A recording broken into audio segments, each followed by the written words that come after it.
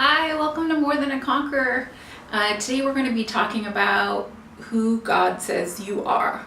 I found that a lot of people don't know who God says they are, and they have a low opinion of themselves.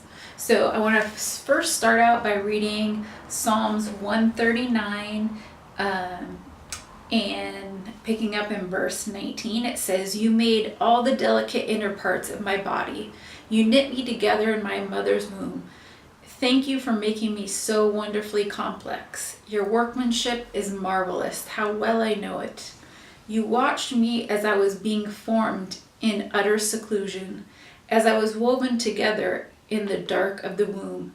You saw me before I was born.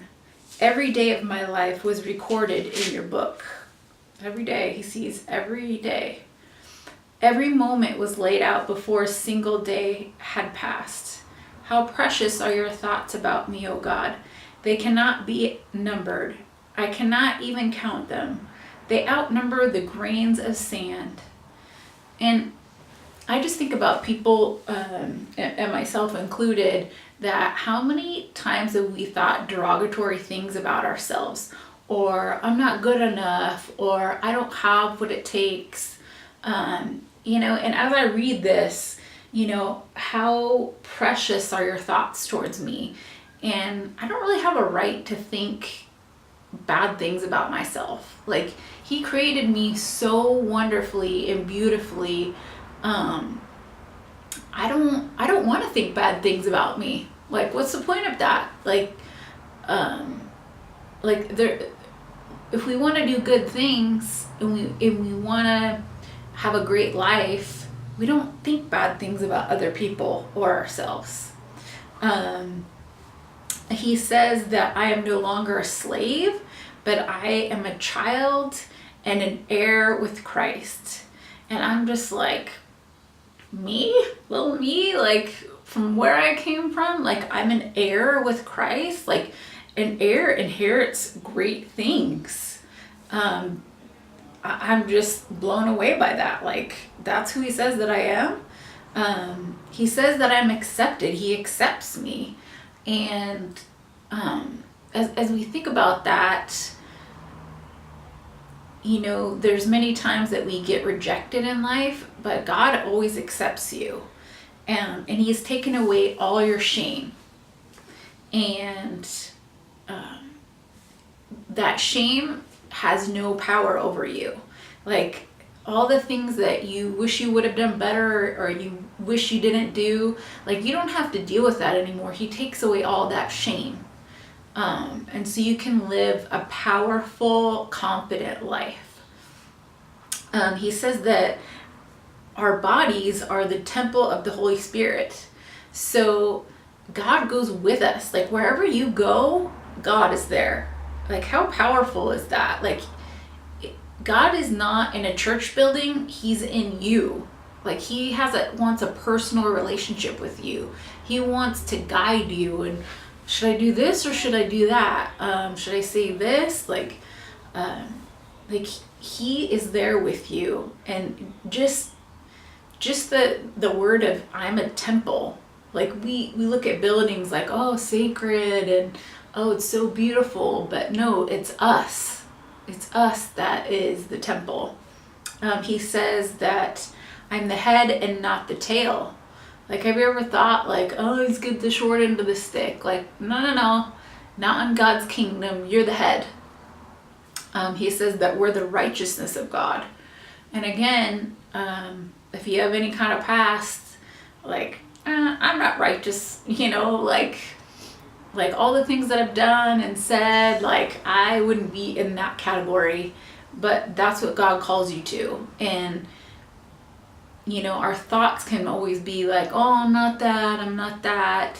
And it's like we try to lower God's thoughts and opinions of us down to our level, but really it's us getting our thoughts and mind up to his level. And I can say all these things and you can even like know them, but until you believe them and walk them out, it's just a whole different story. Like, you walk differently. You see people who are confident and strong and you're like, oh, I'm not like them. Like, yes, you are. That's who God says that you're like. Like, he says in his presence, there's fullness of joy. Like, you get joy. He says he doesn't give us a spirit of timidity or cowardness, but power, love, and a sound mind. That's what he thinks of you. That's who he says that you are. You get power, you get love, and you get a sound, disciplined mind. He calls us chosen. Like, he actually chooses us. Like, have you ever been last picked on the sports team? Like, he purposely chose you. Yeah, you. He says that once we were full of darkness, but now we're full of light. He says our citizenship is in heaven. Like whether you're a believer or not, when you think about heaven, you think of this beautiful, amazing place where it's peaceful and joyful, and there's no pain, there's no sorrow, there's no crying. Like, that's where your citizenship is. It's not in the country that you were born in or that you live in, but that's your citizenship. And you get to bring, as Christ followers, we bring the kingdom down to earth. So we bring all of that amazingness down to this earth of where we live now, and we get to give it to other people. Amazing. He says that he gives us everything that we need for this life. Do you need confidence? Do you need wisdom? Do you need joy? Do you need love? Like, he gives you all of that, and it's not anything you have to earn. It's not like, okay, here's the scroll of like rules you have to follow, and then I'm going to give you what you need. It's his grace to just, here, it's yours. I give it to you. Like, this is who you really are, not who you think you are. This is who you are. And he equips us for our purpose. And a lot of times that purpose is out of our bounds of what we could naturally do, and he does it on purpose to show his glory. Because he can be like, remember that person, who they were, and they're there? Like, what? Like, that's a miracle. So it shows his glory, and we get to be a part of that process. That's amazing. We get to go from that darkness into light. And I just think that's so amazing. And he says that we're more than a conqueror. And I just love that, because that's the name of the show. Because I just get that picture of like, I feel like a lot of times we feel defeated by different things, but just like a parent training a child to do something in life, we don't give it to them to see them fail or like get hurt or depressed or like, I can't do this. No, we give them a challenge so they can conquer it, because it gives them confidence. It gives them power. Like, oh, wow, look at that. I did that. Like, God in me, with me, like, I can do that. So he calls us to be more than a conqueror. All these trials that we go through, it's so that we can stand on that mountain and defeat it and conquer over it. So we get victory. So anyways, these are just a few things that I came up with. There's a lot more that God says that you are. And I would challenge you to go find those things. Like, Google it, look up some scriptures. I think you'll be amazed at what you find. That God is not here to oppress you and put rules on you and put you in this tiny box, but he wants you to have a full life. He wants to give you power. He wants to give you confidence.